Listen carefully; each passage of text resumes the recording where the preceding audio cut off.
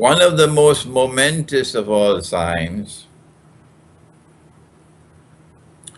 is that human beings who have been endowed with a special power by the Lord God, but who use that power for purposes that are evil, who corrupt and destroy everything that they touch, who are oppressors. These human beings are called Gog and Magog, and they will be released into the world. And when they are released into the world, the Quran declares that one of their most important missions that they have to perform is that they will take a people, a town which was destroyed, and the people of the town were expelled from the town. And the people of the town were then banned from ever returning to that town to reclaim it as their own. But when Gog and Magog are released, they will bring that people back to that town to reclaim it as their own. I have come to the conclusion from my study of Islamic eschatology that the town is Jerusalem.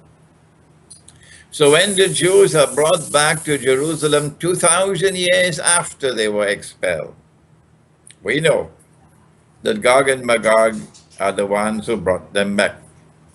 When the state of Israel is restored in the Holy Land 2,000 years after the Lord God had destroyed Israel,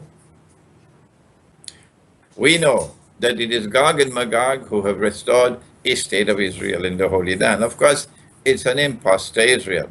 Who then are Gog and Magog? Who are Gog and Magog?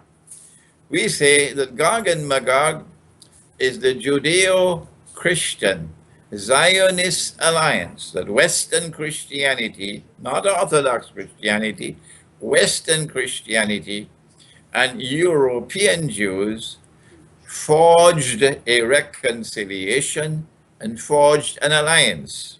It's a Zionist alliance.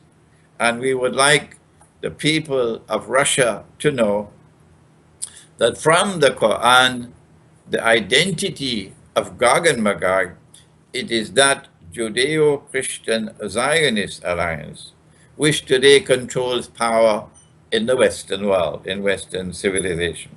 They are the ones who brought the Jews back to the Holy Land. They are the ones who have restored the state of Israel in the Holy Land. So this is one of the most momentous signs of the last day, of the end of history. And we are now living in that time when Gog and Magog are corrupting the whole world. They are the world's greatest oppressors.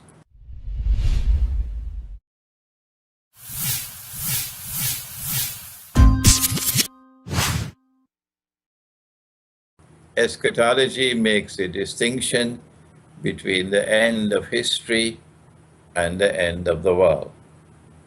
There are two separate events.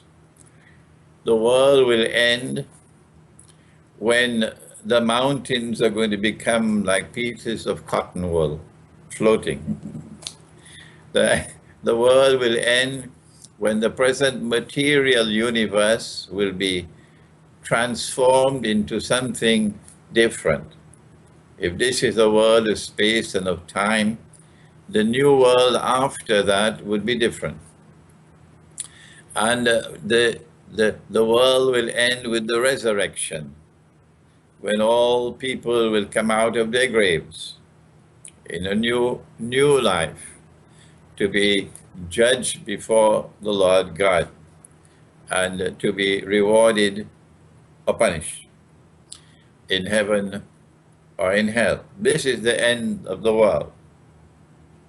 But before the world ends, Islamic eschatology believes that there will be an end to history.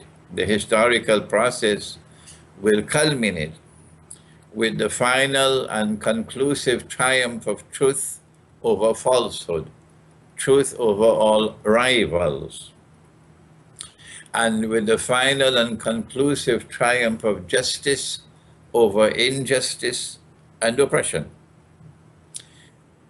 Islamic eschatology locates that end of history with the return of the true Messiah, the Son of Mary, Jesus, the Son of Mary, Allah's blessings be upon them both. That he will return to the world in a triumphant return, and that he will restore in the Holy Land the true state of Israel, the holy state of Israel. And so we recognize the present state of Israel to be an impostor, and it will be replaced by the true state of Israel. The present state of Israel is an oppressor, the world's greatest oppressor. And there is zero tolerance for oppression in Islam. And so the present state of Israel will come to an end when Jesus returns, and it will be replaced by the true and authentic holy state of Israel, which had come from the prophets David and Solomon, Allah's blessings be upon them both. In this respect, there is no difference between Christian eschatology and Islamic eschatology. We both have the same views concerning the end of history. And so we will expect the end of history to come first, and then the end of the world to come after that. When will the world end? I don't know. Professor Dugin does not know. Nobody knows when the world will end. Only the Lord God knows when the world will end. And so we cannot offer any opinion on that subject. But when will history end? Oh yes, we do have a lot of evidence, a lot of signs by which we can know that the end of history is approaching, that we are close to the end time. And I will be happy to share some of those signs by which we can anticipate that we are close to the end of history.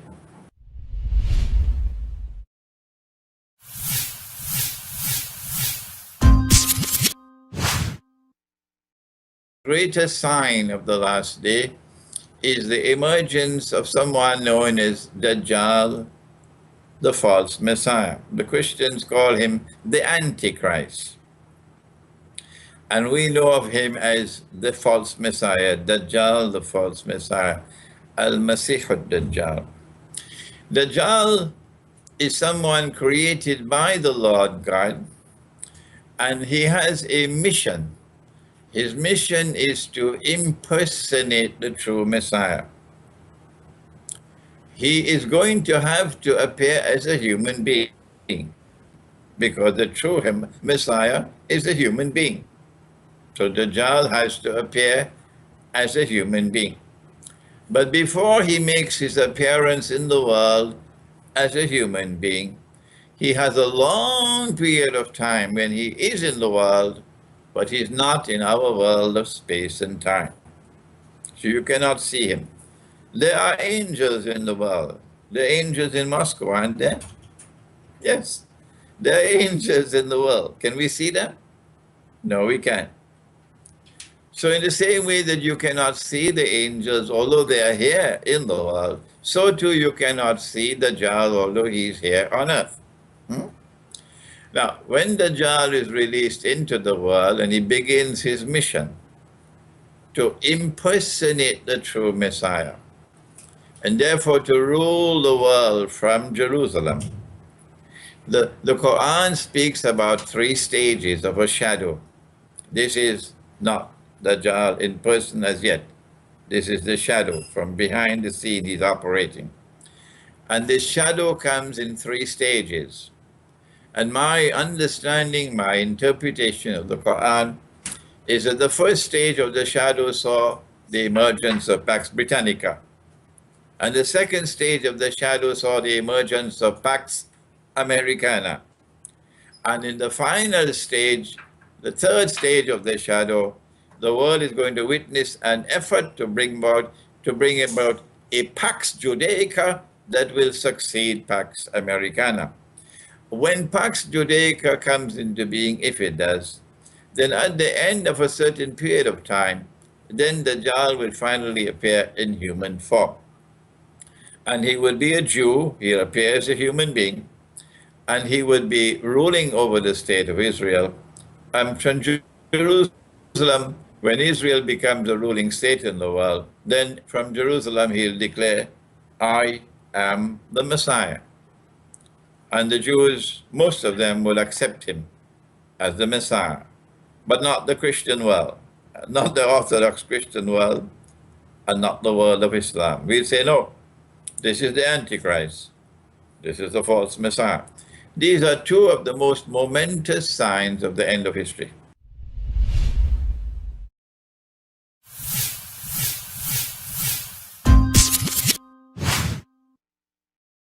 The mission of Dajjal is to deceive.